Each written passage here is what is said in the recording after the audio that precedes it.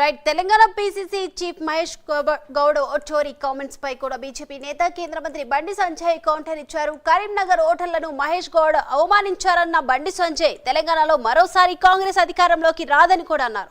PCC chief గతంలో ward member గా కూడా గెలవలేదని కూడా బండి అన్నారు. కాంగ్రెస్ పార్టీకి మరోసారి ఎన్నికలకు వెళ్లి గెలిచే సత్తా ఉందంటూ కూడా ఆయన ప్రశ్నించారు.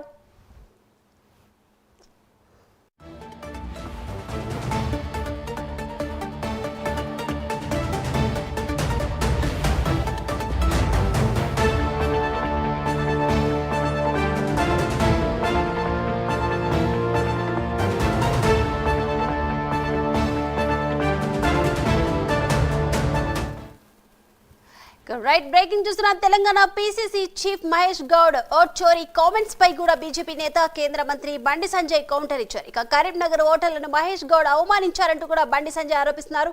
ఈ అంశానికి సంబంధించి ఓవరాల్ అప్డేట్స్ అందించడానికి మా ప్రతినిధి నాగేంద్ర సిద్ధంగా ఉన్నారు.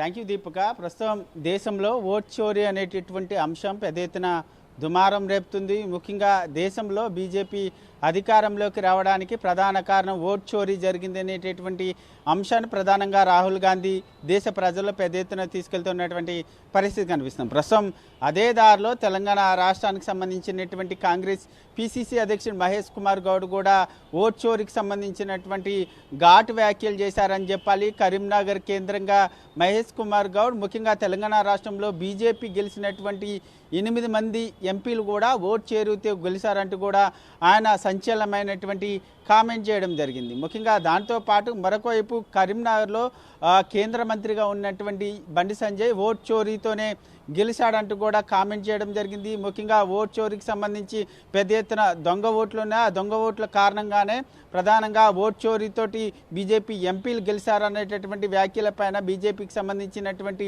నేతలంతా కూడా పెద్ద ఎత్తున విమర్శలు చేస్తున్నారు. ముఖ్యంగా పెద్ద ఎత్తున మండిపడుతున్నటువంటి పరిస్థితి ఉంది. దానిలో భాగంగానే కొద్దిసేపటి క్రితమే బండి సంజయ్ అదే స్థాయిలో మహేష్ కుమార్ గౌడ్ పైన ఘాటు వ్యాఖ్యలు చేయడం జరిగింది. ముఖ్యంగా కరీంనగర్ వేదికగా మహేష్ కుమార్ గౌడ్ చేసినటువంటి వ్యాఖ్యలతో ముఖ్యంగా ప్రధానంగా కరీంనగర్ ప్రజలందరినీ కూడా అవమానించారు. దొంగ ఓట్లతో నేను ఎంపీగా గెలిచానంటూ చేసినటువంటి వ్యాఖ్యలు కరీంనగర్ ప్రజల్ని అవమానించినట్లే అంటూ కూడా బండి సంజయ్ చెప్పినటువంటి పరిస్థితి కనిపిస్తుంది.